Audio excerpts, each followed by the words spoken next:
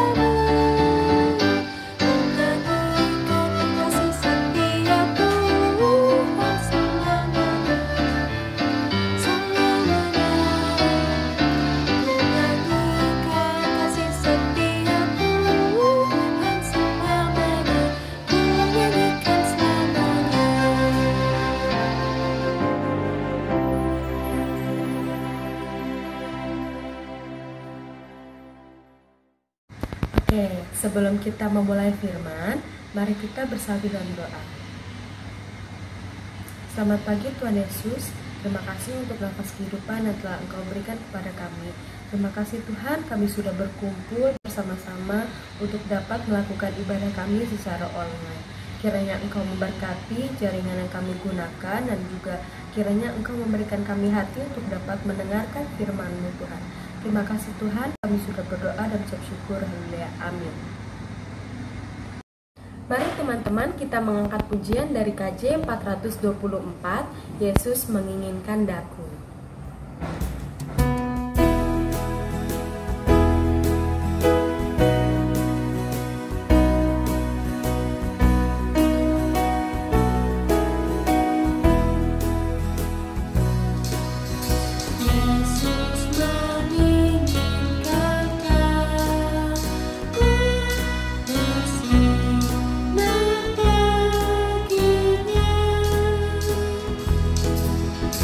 Di mana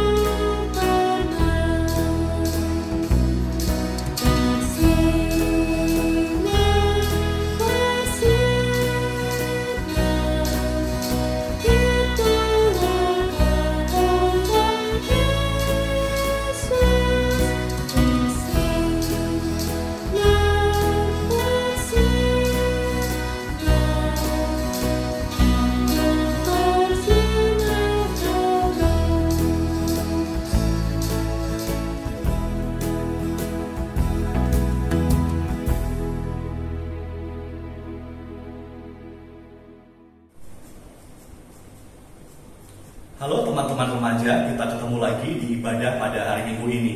Yuk, sebelum kita membaca Alkitab, kita sama-sama berdoa. Tuhan yang Maha Baik, pada saat ini di dalam ibadah remaja kami akan bersama-sama membaca dan merenungkan firman-Mu. Kiranya Tuhan menolong kami, Roh Kudus berkuasa atas pikiran dan hati kami, sehingga kami ditolong untuk memahami firman-Mu supaya dapat kami lakukan di dalam kehidupan kami sehari-hari. Tuhan juga menolong hamba-Mu yang menyampaikan, biarlah apa yang dikatakan adalah hal yang seturut dengan kehendak Tuhan saja. Di dalam nama Tuhan Yesus kami sudah berdoa. Amin. Teman-teman remaja, mari kita buka Alkitab kita. Kita akan membaca dari Injil Lukas pasal 20 ayat 1 sampai dengan ayat 8. Lukas pasal 20 ayat 1 sampai dengan 8. Kak Andri akan membaca dan teman-teman bisa membaca dari rumah gitu ya. Lukas 20 ayat 1 sampai dengan 8. Pada suatu hari ketika Yesus mengajar orang banyak di Bait Allah dan memberitakan Injil, datanglah imam-imam kepala dan ahli-ahli Taurat serta tua-tua ke situ, dan mereka berkata kepada Yesus, "Katakanlah kepada kami, dengan kuasa manakah engkau melakukan hal-hal itu, dan siapa yang memberikan kuasa itu kepadamu?" Jawab Yesus kepada mereka, "Aku juga akan mengajukan suatu pertanyaan kepada kamu. Katakanlah kepadaku, baptisan Yohanes itu dari sorga atau dari manusia?" Mereka mempertimbangkannya di antara mereka dan berkata, "Jikalau kita katakan dari sorga, ia akan berkata, mengapakah kamu tidak percaya kepadanya? Tetapi jikalau kita katakan dari manusia, seluruh rakyat akan melempari kita dengan batu, sebab mereka yakin bahwa Yohanes adalah seorang nabi." Lalu mereka menjawab bahwa mereka tidak tahu dari mana baptisan itu. Maka kata Yesus kepada mereka, "Jika demikian, aku juga tidak mengatakan kepadamu dengan kuasa manakah aku melakukan hal-hal itu." Demikianlah pembacaan firman Tuhan. Yang berbahagia adalah setiap kita yang mendengarkan firman dan yang memelihara serta melakukannya di dalam kehidupan kita sehari-hari. Haleluya.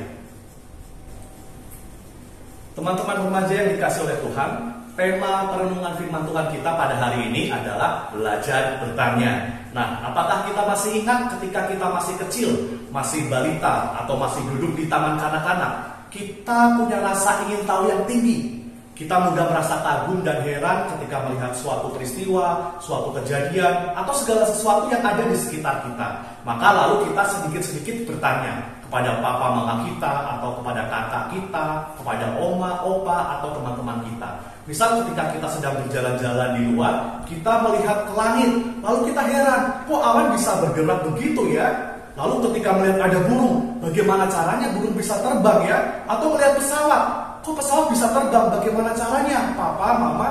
Atau ketika kita melihat kereta api, ada juga anak-anak yang bertanya, kereta api kok ekornya panjang sekali ya papa, mama? Atau ketika melihat mobil, kok roda bentuknya bulat, dan lain sebagainya. Nah, kadang-kadang pertanyaan anak kecil itu tidak ada habisnya. Papa, mama, atau orang yang kita tanyai kadang-kadang juga gregetan gitu ya, karena tidak siap dengan jawaban yang harus diberikan. Tidak jarang juga kita malah dilarang atau disuruh stop untuk bertanya. Jadi ada anak-anak yang kemudian menjadi sungkan untuk bertanya, karena ketika mereka bertanya maka bisa dianggap merepotkan, atau tidak sopan, atau dianggap sebagai sebuah sikap yang salah. Hal yang sama juga terjadi di lingkungan sekolah, khususnya mungkin pada zaman Kak Andri atau zaman orang tua kita, di mana kurikulum pada waktu itu tidak seperti ini. Anak-anak tidak terbiasa dengan budaya bertanya. Pembelajaran bersifat satu arah dari guru kepada murid. Jarang sekali murid-murid itu berani bertanya, karena mereka malu, takut salah, takut dimarahi, dan takut ditertawakan oleh teman-teman mereka. Padahal bertanya itu ya teman-teman, bertanya itu adalah sikap yang baik, karena menunjukkan sikap kritis kita, kekritisan kita, dan motivasi untuk mendapatkan pengetahuan yang lebih dalam dan lebih luas, juga untuk mendapatkan kebenaran. Dan sebagaimana kita ketahui di dalam kurikulum pembelajaran kita di sekolah, juga sekarang kalian didorongkan ya untuk aktif bertanya, untuk aktif di dalam mencari pengetahuan. Nah, teman-teman remaja, bertanya sebagai metode belajar dan mengajar juga sering dipakai oleh Tuhan Yesus untuk menjelaskan maksud pengajarannya. Kita pernah mendengarkan cerita pada waktu Tuhan Yesus berumur 12 tahun, diceritakan bagaimana Tuhan Yesus sudah bertanya jawab, berdiskusi, bercakap-cakap dengan pengajar Yahudi pada masa itu. Artinya ketika Tuhan Yesus memasuki usia remaja, Tuhan Yesus punya sikap yang kritis, punya kerinduan untuk belajar, untuk mencari pengetahuan yang dalam dan juga luas. Nah, di dalam bacaan firman Tuhan hari ini, kita juga mendapati ada tanya jawab antara Tuhan Yesus dengan imam-imam kepala dan ahli-ahli Taurat. Dan kita tahu ya, sering mendengarkan cerita bahwa relasi antara Tuhan Yesus dengan imam-imam kepala dan ahli-ahli Taurat ini kurang begitu harmonis, kurang begitu baik. Karena imam-imam kepala dan ahli-ahli Taurat ini tidak suka kepada Tuhan Yesus. Mereka iri kepada Tuhan Yesus karena melihat bahwa Tuhan Yesus banyak membuat tanda, banyak membuat mujizat, pengajarannya lalu membuat banyak orang tertarik kepada Tuhan Yesus. Maka imam-imam kepala dan ahli-ahli Taurat menjadi iri, menjadi tidak suka kepada Tuhan Yesus dan suka mencobai dan menguji Tuhan Yesus. Termasuk di dalam percakapan yang dicatat di dalam bacaan firman Tuhan kita pada hari ini. Mereka bertanya nih kepada Tuhan Yesus dengan maksud untuk mencobai. Beritahu kami, dengan kuasa mana engkau melakukan hal-hal itu? Siapa yang memberikan kuasa itu kepadamu? Nah, kita bisa melihat bagaimana mereka itu sebenarnya ragu, sangsi, dan tidak percaya pada otoritas atau kuasa yang dimiliki oleh Tuhan Yesus sebagai anak Allah. Yang menarik adalah ketika ditanya seperti itu, Tuhan Yesus tidak memberikan jawaban secara langsung, melainkan justru memberikan sebuah pertanyaan balik. Untuk apa? Untuk membuat mereka, untuk membuat imam-imam kepala dan ahli-ahli Taurat juga belajar menemukan jawaban sendiri atas keingintahuan mereka. Tuhan Yesus mengajukan pertanyaan kepada mereka. Menurut kalian, menurut mereka, baptisan Yohanes itu dari surga atau dari manusia? Nah, rupanya imam-imam kepala dan ahli-ahli Taurat ini terjebak sendiri oleh pertanyaan yang diajukan oleh Tuhan Yesus. Mereka bingung nih, aduh harus jawab apa ya? Karena jawaban mereka akan menentukan pandangan serta penilaian orang banyak kepada mereka sebagai ahli-ahli Taurat dan juga imam-imam kepala. Kalau mereka menjawab bahwa baptisan Yohanes dari Allah, mereka khawatir dengan pertanyaan-pertanyaan lanjutan, yaitu mengapa mereka tidak percaya. Lalu jika mereka menjawab bahwa baptisan Yohanes itu dari manusia, maka nanti orang banyak akan marah kepada imam-imam kepala dan ahli-ahli Taurat. Dan dikatakan juga di Alkitab bahwa mereka bisa melempari mereka dengan batu, sebab mereka percaya, mereka yakin bahwa Yohanes adalah Nabi Tuhan. Lalu imam-imam kepala dan ahli-ahli Taurat ini memilih jalan yang aman. Ya, mereka menjawab tidak tahu. Lalu Tuhan Yesus memberikan respon kepada mereka. Kalau begitu, aku juga tidak akan mengatakan kepadamu dengan kuasa manakah aku melakukan hal-hal itu. Nah, teman-teman remaja, jawaban Tuhan Yesus ini tidak dimaksudkan untuk mengakhiri diskusi. Tuhan Yesus justru bermaksud untuk membiarkan pertanyaan tersebut tetap terbuka, seolah memberikan kesempatan kepada para imam kepala dan juga ahli Taurat dan pendengar lainnya yang ada di situ pada waktu itu untuk menemukan jawabannya sendiri. Dari manakah kuasa Yesus? Nah, teman-teman remaja yang dikasih oleh Tuhan, seringkali di dalam cara kita beriman atau cara kita beragama ada anggapan bahwa iman serta akal itu bertentangan. Padahal iman dan akal itu selaras, harus bersisian, harus berdampingan, bahkan saling melengkapi. Dengan akal kita, dengan logika kita belajar untuk memiliki sikap kritis yang ditunjukkan dengan kemauan untuk bertanya, untuk mencari pengetahuan, untuk berdiskusi, bercakap-cakap. Entah itu bertanya mengenai pelajaran di sekolah misalkan, kepada guru, kepada teman-teman kita, atau terkait dengan pengetahuan umum tentang peristiwa yang ada di sekitar kita. Misal kita bertanya mengenai pandemi yang terjadi hampir 2 tahun ini. Dari mana asalnya, bagaimana harus menanggulanginya. Tidak apa-apa, kita perlu untuk mengembangkan sikap kritis sebagai respon kita atas peristiwa yang terjadi di sekitar kita. Atau kita bisa bertanya tentang teknologi terkini, perkembangan teknologi informasi dan lain sebagainya. Juga soal kesehatan diri dan kesehatan lingkungan. Ada begitu banyak hal yang bisa kita tanyakan, termasuk soal cara kita beriman. Boleh tanya kepada Pak Pendeta, atau kepada Ibu Pendeta, atau kepada guru agama, kepada Bapak Mama kita, atau orang yang kita anggap memahami. Misalkan pertanyaan tentang mengapa Tuhan Yesus harus mati untuk kita, atau bagaimana ya cara mengenali karya Roh Kudus di dalam kehidupan kita, bagaimana cara Tuhan menolong kita untuk mengambil keputusan terkait dengan pilihan sekolah kita mungkin, dan lain sebagainya. Nah, teman-teman remaja, penting bagi kita untuk sekarang memahami bahwa tidak ada salahnya kok bertanya. Justru malah bertanya itu dianjurkan sebagai tanda bukti bahwa kita haus akan pengetahuan, tetapi tentu dalam konteks yang positif dan bertanggung jawab. Nah, apa yang bisa kita lakukan terkait dengan belajar bertanya ini yang sesuai dengan firman Tuhan? Maka yang pertama, mari kita belajar bertanya dalam semangat kerendahan hati, bukan dengan semangat kesombongan atau tinggi hati sebagaimana yang dimiliki oleh imam-imam kepala dan ahli-ahli Taurat yang mau mencobai Tuhan Yesus. Ketika kita bertanya, misal waktu ada teman-teman kita melakukan presentasi di kelas, kita bertanya bukan karena kita mau menyombongkan diri bahwa kita lebih pintar atau lebih tahu, tidak, tetapi sungguh karena kita ingin belajar bersama-sama dengan teman-teman yang melakukan presentasi. Yang kedua, misalnya kita bertanya kepada orang yang kita anggap tepat, ya, sesuai dengan situasi atau konteks yang kita hadapi. Misal di sekolah kita bertanya ya kepada Bapak Ibu guru. Kalau kita punya masalah atau pertanyaan terkait dengan kesehatan, kita bertanya kepada dokter atau tenaga kesehatan.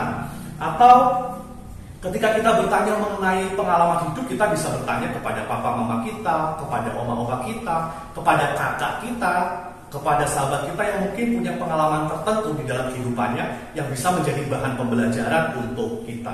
Juga terkait dengan pertanyaan soal iman Kristen, bisa juga ditanyakan kepada pendeta atau kepada majelis jemaat atau guru sekolah minggu. Kemudian yang ketiga, teman-teman, di era medsos ini kita belajar bertanya, mencari informasi atau jawaban sendiri, tetapi harus ingat, kita perlu hati-hati. Kita googling aja, kita bisa bertanya apapun dan tersedia jawabannya. Tetapi harus pintar-pintar di dalam memilih, di dalam menyaring informasi yang disediakan. Oleh sebab itu, mintalah hikmat Tuhan supaya kita mampu untuk menyeleksi informasi mana yang sungguh-sungguh berguna untuk kita, informasi mana yang benar, mana yang salah atau hoax. Kemudian yang keempat, mari kembangkan rasa ingin tahu kita secara positif untuk menjadi orang yang mau senantiasa belajar. Bukan hanya sekedar kepo, ya, tapi kita bertanya supaya kita menjadi pribadi yang mau terus-menerus untuk belajar, mengembangkan pengetahuan kita, supaya baik kognitif ataupun emosional kita dapat sungguh-sungguh menjadi, kita kembangkan, kita menjadi pribadi yang baik dan bertanggung jawab. Nah, teman-teman remaja, dengan bertanya kita mendapatkan pengetahuan. Tetapi jangan lupa bahwa pengetahuan yang kita dapatkan, kita dengar, itu harus diproses, harus dipahami untuk membuat diri kita semakin kaya. Dan dengan pengetahuan itu, kita dapat mempergunakannya secara arif dan bijaksana. Selamat untuk mengembangkan diri, selamat untuk belajar bertanya, selamat menjadi anak-anak muda Tuhan yang kritis. Amin. Sampai dulu untuk kita.